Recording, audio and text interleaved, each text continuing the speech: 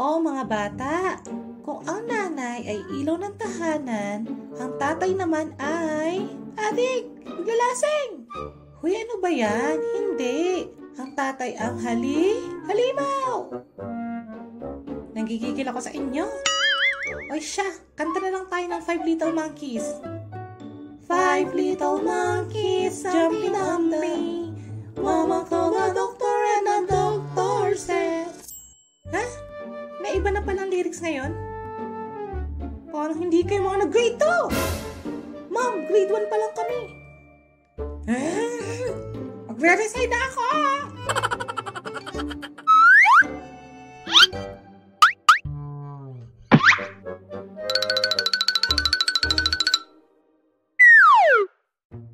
First day of school.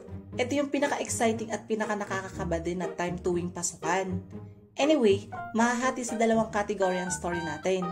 Isa sa elementary at isa sa high school. Yung sa college, huwag na yun. Online class naman yung first day namin. First day of school sa elementary. Isa sa pinaka-exciting sa first day, syempre, bagong classroom, bagong kaklase, at bagong crush. Joke lang. Una sa lahat dyan yung bagong gamit o school supplies. Kapag enrollment noon sa school namin, may nakasulat sa board ng classroom namin kung ano yung dapat na dalhin namin sa unang araw ng pasukan. Isa na dyan syempre yung notebook, papel, lapis, at pantasa. Pero minsan, may mga teacher na sobrang demanding. Yung tipong di pa naman namin gagamitin pero pinapabili na agad kami ng mga to. Naku! Napakamahal pa naman ang mga yan. Saan tayo kukuha ng pambili niyan? Nay, kay Ate Hazel kaya? Si Ate Hazel pala yung pangalawang kapatid ko na number 1 supporter ko noon pagdating sa mga kailangan sa school. Kaya kapag medyo gipit kami sa budget noon, sa kanya kami humihingi ng tulong. Sponsor nga tawag ko sa kanya dati noon. Ate, kailangan daw namin bumili ng mga to. Kaso kulang yung pambili ni nanay. Huwag kang mag-alala. Bilhin natin lahat yan. PS, hindi mayaman yung ate ko nun pero siya talaga yung may kakayahang bumili ng mga bagay na hindi kaya ni nanay. Kaya sobrang thankful talaga ako sa kanya noon. Tapos kanya-kanyang flex kami ng mga bagong gamit noon sa mga kaklase namin. Wala kayo sa bag ko. Ang bag ko, di gulong. Wow, sana kasing ganda rin ang bag na yung tawa niya. Wow! Isang sign kapag rich kid ka nun, may digulong ka na bag. Wala kayo sa pencil case ko. May second floor. Wow! Buti pa yung pencil case niya, naka second floor. Yung bahay namin, hindi. Wala kayo sa crayons ko. 64 colors. Wow! Sana all. Oh, ikaw naman, Jed.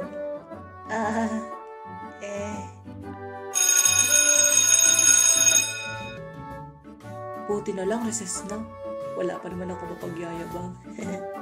Isa din sa exciting part ng first day of school nun, yung magiging bagong teacher namin. Kasi doon namin malalaman kung magiging mabait ba o matapang yung teacher namin. Good morning, class! Uy, mukhang mabait si mama. Lagi nakangiti. Katuruan siya ng paper! May quiz tayo! Pakibalik ako sa grade 1! Pakibalik ako sa grade 1! Class, nabili niyo ba lahat ng pinapabili ko sa mga magulang niyo? Yes, ma'am! Okay, ilagay niyo na lang yan lahat dun sa likod, ha? Sa may table ko. Ay, wow.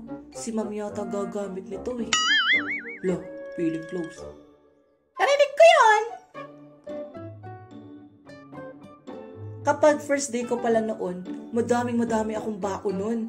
Bukod sa may baon na akong biskwit nun, may pera pa akong baon nun. Kaya mukbang talaga yung atake ko nun kapag unang araw sa school.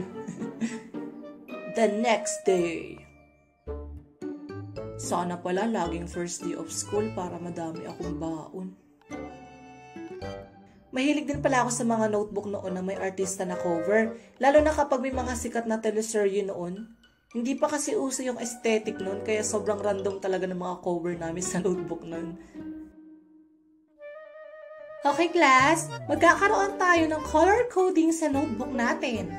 Red sa Filipino, blue sa English, orange sa science, green sa math, yellow sa Hekasi at violet sa PE. Lagyan nyo na ng mga name ang notebook nyo, okay? Patay, puro artista pa naman yung cover ng notebook ko. Kaya ang ginagawa ko nun, binabalutan ko ng mga colored band yung mga notebook ko nun. O, diba? Laging may paraan. Tapos, natatandaan ko nung nasa grade 4 yata ako nun. Hindi kasi ako kasama sa pagbili ng gamit noon, kaya si nanay lang yung namili mag-isa. Nanay, bilan niyo ako ng bagong bag ah. Halos nabutas na yung luma kong bag eh. Bigat kasi ng bigas na pinapadala sa amin. Hindi ko alam kung sa school lang namin nangyari to o sa inyo din. May namimigay kasi ng bigas sa amin noon. 1 kilo kada isang araw. Galing daw kay Manny Pacquiao yun. May kulay dilaw pa nga na bigas na kasama yun. Vitamins daw yun. Tanda ko pa dati, 5 kilong bigas yata yung binigay sa akin noon bago ako umuwi sa bahay. Kasi ilang araw din akong absent noon, so naipon yun. Hindi naman sa pagiging ungrateful, pero sobrang bigat kasi noon. Siya, sige. Pag nagkasya pa sa budget. Sige, Nay. Ingat po kayo. Pag uwi ni Nanay sa bahay noon, dala-dala niya na yung bag ko noon. Oh, eto na yung bag mo. Seryoso ba kayo? Nay, bakit Dora yan? Ayoko niyan. Aba, huwag ka nang maarte dyan. Buti nga, binilang pa kita dyan eh. Tsaka anong Dora? Lalaki naman yung nakadrawing dyan. Well, may point din naman si Nanay. Si Diego ngayon nakadrawing nun. Pero guys, Dora yung nakaprint nun sa harapan. Like, sino bang gumawa nito? Puyat ka ba? Ha? Bakit kasi itong karakter pa na to ang pinili ni Nanay? Pwede namang Ben 10, Spider-Man, Jollibee. Bakit Dora? Siguradong aaas rin ako ng mga kaklase ko nito. At alam nyo ba yung nangyari noon na nagpasok ka na? Wow, Jed! Sobrang ganda ng bag mo. Hala, oo nga, nakakainggit. Sana all, Dora. Palitan tayo, Jed. Siyempre, hindi ganyan yung nangyari. Ayos yung bag mo, Jed ah. Si Dora. Baka maglalakbay si Jed kasama si Boots. Backpack, backpack. Mga bata, pwede niyo bang ituro sa akin kung nasan yung mga nagsasalita? Nasa kanan ba o kaliwa? Laksan niyo pa! Tama, nasa kaliwa nga. Ngayon naman, anong gagamitin natin pang saksak sa kanila? Ballpen ba? Lapis o pantasa? Tama, ballpen nga. Tara, isilid na natin sila sa ating backpack, backpack. Lo. Yun lang naman yung natatandaan ko nangyari sa akin nung first day of school ko sa elementary. Kaya naman, mag-move forward na tayo sa high school. Sa public school sana ako papapasukin nun kasi obviously wala kaming pambayad ng tuition, pero buti na lang may superhero ako na ate na nagpaaral sa akin sa private school. Sobrang kinakabahan ako noon nung first day ko sa high school kasi malayo to sa bahay namin. Nasa bayan kasi siya kaya kailangan pa mag-commute. Pero hatid sundo naman ako ni Kuya JR ko noon. Well, sa natatandaan ko, first day of school niya lang pala ginawa yun. Anyway, isang malaking culture shock yung nangyari sa akin noon kasi wala akong ka-idea kung saan classroom ako pupunta. Kasi random na nakapost yung name namin sa bawat pintuan ng classroom. Kaya hindi talaga ako magkanda o gagano sa paghahanap. Last na classroom na to. Pag ako wala pa dito, uuwi na talaga ako.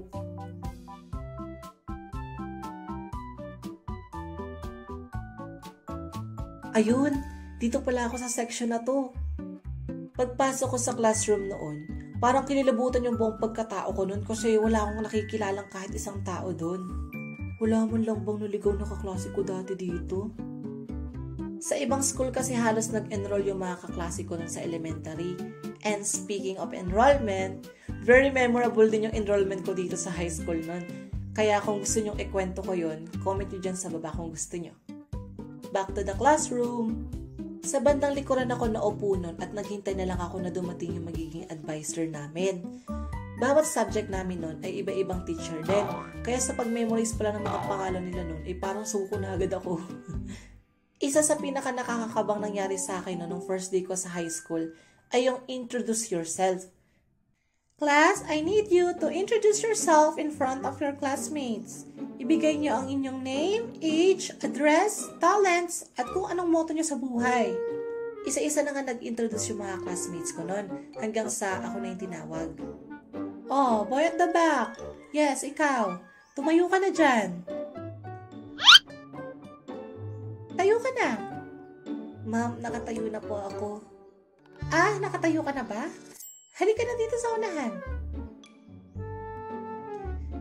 My name is Jed, 12 years old. I live in my house. Ang talent ko po ay kumanta. At ang motto ko pa sa buhay ay time is gold. Wow! Very unique naman ang motto mo, bunso. Gamit na gamit na yan ah. Anyway, sample nga kung magaling ka nga kumanta. Ay, drawing po pala yung talent ko, ma'am. Sige na nga, try mo nga mag-drawing dyan sa board. Ay, wala po pala akong talent, ma'am. Ay, naku, ano ba yan? Sige na nga, upo ka na dito. Noong first day of school ko din nun sa high school, naranasan kong mag-recess mag-isa kasi wala pa akong kakilala. Last subject namin noon, pinapagawa kami ng teacher namin noon ng name tag para daw maging familiar kami sa isa't isa. Habang nagsusulat ako noon, napansin ng ibang kong kaklase yung handwriting ko noon at nagandahan sila. Uy, ang ganda mo pala magsulat. Pwede magpagawa? Ako din. Ako din, please. Uy, nauna ako sa inyong dalawa, ha? Huwag na kayo magunahan. Gagawan ko kayo lahat. Pero bigyan niyo ako ng yarn, ha? Wala kasi ako, eh. At dito ko nakilala yung mga naging best friends ko during my grade 7 era. So, ayun lang naman yung mga naging ganap ko during first day of school. Kayo ba? Anong hindi nyo makakalimutang pangyayari nyo noong first day of school nyo? Kwento nyo din niya sa baba. So, ayun lang. Please like, share, and subscribe!